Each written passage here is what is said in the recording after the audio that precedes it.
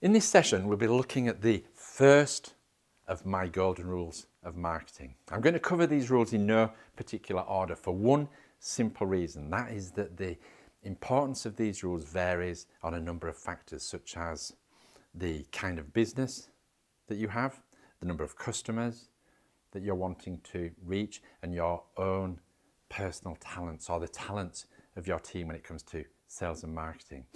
The good news is most of these golden rules won't cost you a bean to implement because they are simply principles that you need to adopt. And in most cases, making them a core part of your business ethos won't cost you a cent.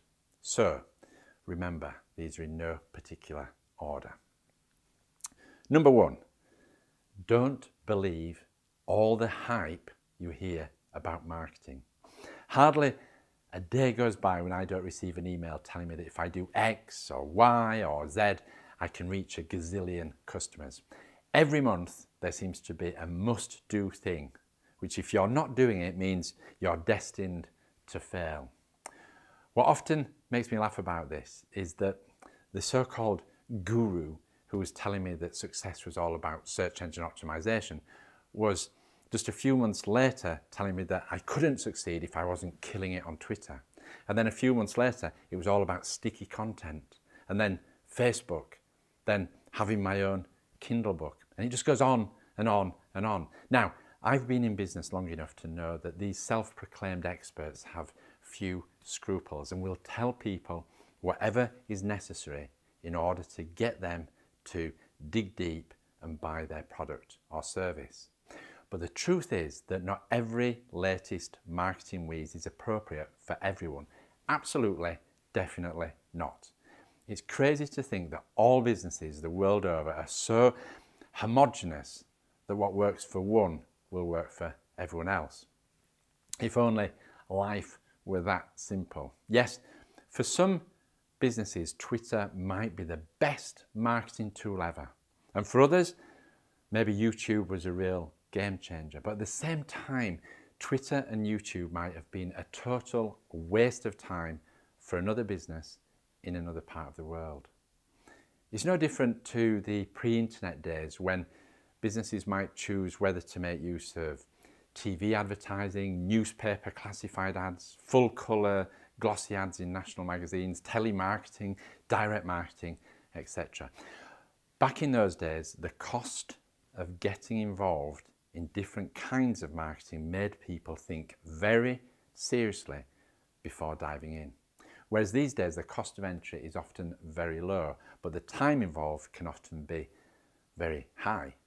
For many businesses, particularly smaller businesses, we've moved from a marketing model where money bought expertise and those experts did all the heavy lifting to more of a sweat equity model where the investment in marketing, the marketing budget, is measured as much in man hours as it is in actual dollar values.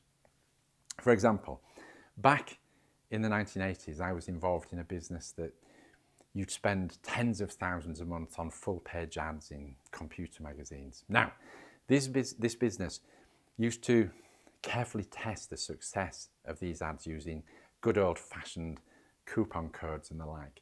But other than that, the bulk of the work, the design, etc., was done by someone else. And all the business needed to do was make sure the bills were paid each month. Contrast that with the business today who is running a major social media campaign across Facebook, Twitter, Instagram, etc.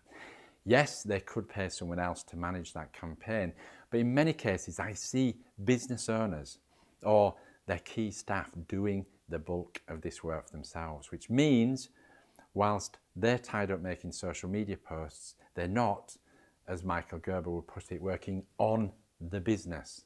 Now, don't get me wrong, there are businesses where social media can be used so effectively that it would be crazy to not go down this route. But my point is not that it's right or it's wrong, but to help you to realise that you don't need to get involved with every type of marketing technique simply because that is what everyone else is doing. Before jumping in with both feet, ask yourself these 3 questions. 1, does this marketing technique meet my objectives? 2, what will happen if I don't utilize this marketing technique? And 3, is there something better I could be doing with the resources I have? Often, just by asking these 3 questions, you'll decide that the time might not be right to jump onto the latest marketing fad for fear of missing out. If, after asking yourself these 3 questions, you're still unsure, don't worry, that is often perfectly normal, particularly if it's a new marketing technique that few people know anything about, or it's something that you know absolutely nothing about. The reason I say don't worry is that we'll come on to some golden rules later in this module that will help you to decide what is and what isn't worth doing. So remember, golden rule number 1, don't believe all the hype you hear about marketing. Lots of business people are prone to wasting time and money on the latest marketing craze, and by constantly jumping from one next big thing to another, they never get the chance to fully focus on anything long enough to really get maximum value from it. Take golden rule number 1 on board and you won't end up being one of these people. See you in the next session.